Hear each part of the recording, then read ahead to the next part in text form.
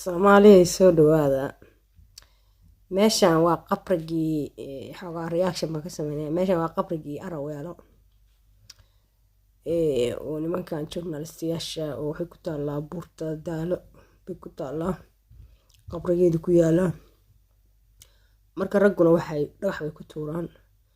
dumarkuna caleen bay dhigaan balana wax yar daawan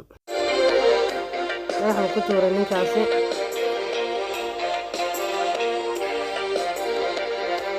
بدال بوت بحاول بوت بدال القرح بدل ما شاء الله السنة قبل السنة بتتعلم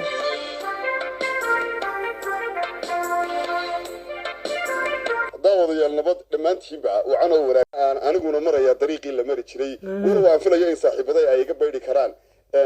ubax iyo dhagax bay naga dhaxeeya marka goobtan aynu nimaadno Araweelo raguna dhagax ku tuuro rag taale u dhisayaan mo waxa ay ku tuuraan dhagax haweenkuna waxa ay rag waxaniye jirti sababtuna waa bilowgii nolosha dadka Soomaalida ay dhagaxaas ku tuuraya isaga Araweelo iyagu laakiin rag waxay isleeyihiin wax u dhibaa laakiin wax u dhisayaan taale u dhisayaan maba ogeed caleentu waa burburaysaa laakiin hada dhagax ku tuudid taala u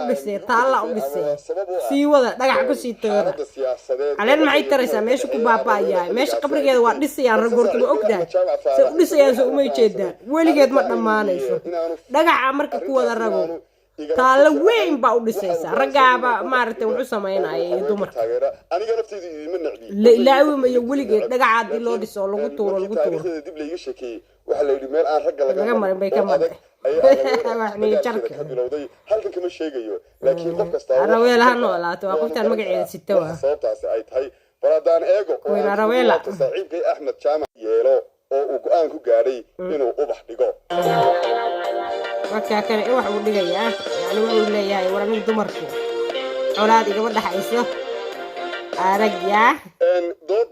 gaaban oo na dhexmartay ani Axmed Jaamac waxaan go'aan ku gaarnay Axmed Jaabal inaan weydiiyay sababta uu Axmed nooga bayray ee uu dhagaxii uga bayray ee uu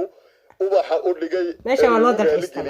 gabadhu dhagax bay dhigaan maxaa ku galifay arinta gabdhuhu caleen horta marka hore saxab waxa weeye dumarku wax laga maarmo ma waxaan la kan dhagax lagu dhigay rag oo dhan ma dhigin rag ka bayray baa jira marka waxaan anigu damiirkaygu de laba qof oo nahay oo socda marka adiguna hadda dhagax dhigtay inaan dhagax dhigno wax weyn ma أنا أقول لك حاجة سودويت الدبر واحد العامة وين دلين وين دحلي وين دلين أنت ما بنكون جاي لكن أدوك حوي ولد معاك تبغى ما تقارنه رجع عيالي مرجع أحمد أدوك كيف تيرى نحمر الله سنين ما شاء الله